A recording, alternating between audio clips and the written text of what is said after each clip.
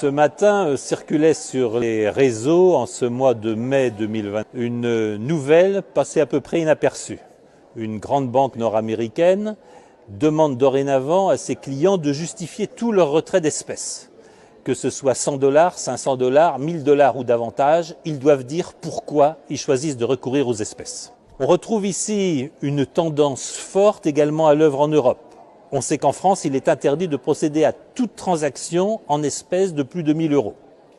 On sait qu'un certain nombre d'établissements bancaires, dès qu'ils sont confrontés à des retraits supérieurs à 1000 ou 2000 € dans le mois, demandent à leurs clients de les justifier.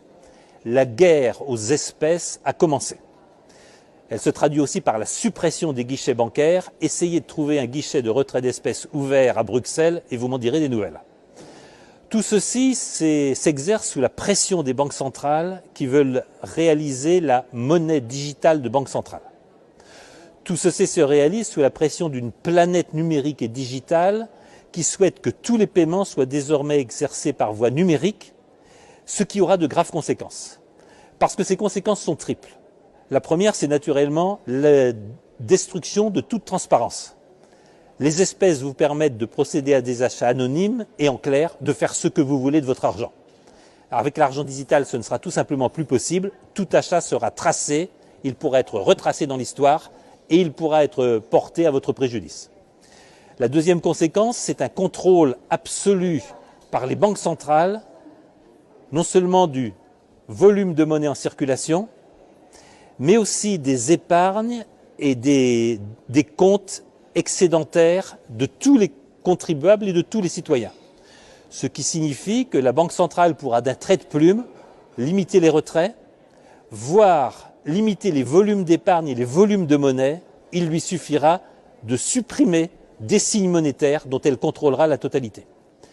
Puis le troisième point, et c'est le cauchemar d'une démocratie, c'est l'arrivée du crédit social. Selon vos consommations, selon ce qui pourra être situé de vos consommations, par exemple, vous mangez trop de viande. Par exemple, vous consommez trop d'eau. Par exemple, vous roulez trop fréquemment en voiture et vous ne savez pas justifier vos déplacements. On pourra vous attribuer un crédit social, faire varier votre impôt et faire varier votre niveau de taxation. C'est ce qui a déjà lieu en Chine, mais c'est ce qui se prépare dans nos démocraties. Et voilà le réel point qui est en question. Je peux parfaitement comprendre que pour des raisons de contrôle de la masse monétaire, de contrôle de l'inflation et de reprise des masses considérables d'argent créées à partir de rien, les banques centrales se soucient d'un contrôle accru sur la masse monétaire.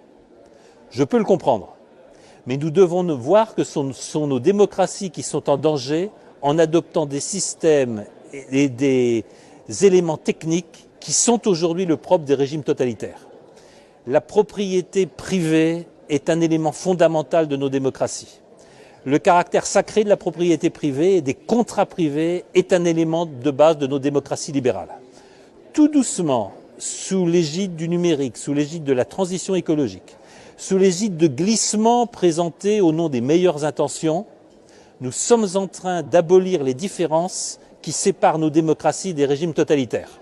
C'est une pente extrêmement dangereuse, c'est à nos politiques de réagir, c'est à nos politiques de reprendre leurs responsabilités, c'est à nos politiques de ne pas abdiquer devant les experts, les savants, les comités et les big tech. Si nous ne prenons pas le contrôle des techniques digitales, numériques et de l'intelligence artificielle, ce sont ces techniques qui gouverneront nos sociétés, qui décideront de notre épargne, de nos moyens de consommer et de vivre, et c'en sera fini de nos sociétés libérales.